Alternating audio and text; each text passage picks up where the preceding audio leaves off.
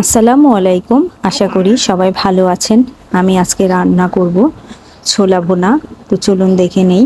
আমি কড়াইতে তেল গরম হয়ে গেলে দিয়ে দিব পেঁয়াজ কুচি আর রসুন কুচি।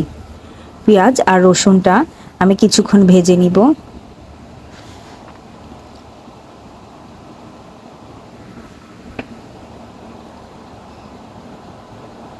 এখন আমি দিয়ে দিলাম আদা বাটা, দিয়ে আমি মশলাগুলো সবগুলো একসাথে কষিয়ে নিচ্ছি। দিয়ে দিলাম স্বাদ মতো লবণ, হলুদের গুঁড়া আর ধনিয়া গুঁড়া।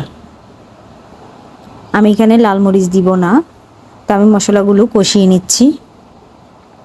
এ পর্যায়ে দিয়ে দিলাম সামান্য পানি, দিয়ে দিলাম জিরা গুঁড়া আর দিয়ে দিব কাঁচামরিচ। এখন আমি মশলাগুলো কিছুক্ষণ কষিয়ে নিব।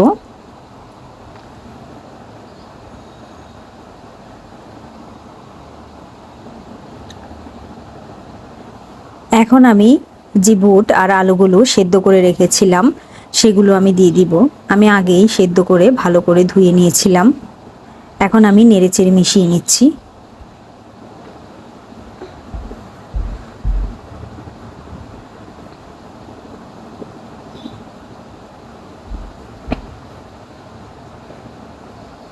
এখন দিয়ে দিলাম ধনেপাতা আর কিছু পেঁয়াজ কুচি।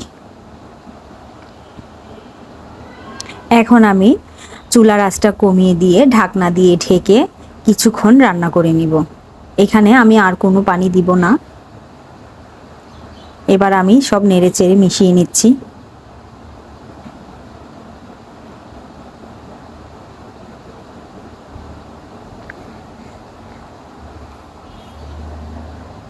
চুলার আঁচটা একদমই কমিয়ে দিয়ে 4-5 মিনিটের মতো রান্না করে নিলেই হয়ে যাবে।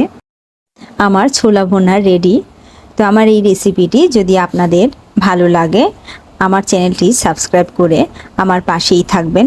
এভাবে একবার হলেও বাসায় ট্রাই করে দেখবেন। আশা করি খুবই ভালো লাগবে। সবাই ভালো থাকবেন। আল্লাহ হাফেজ।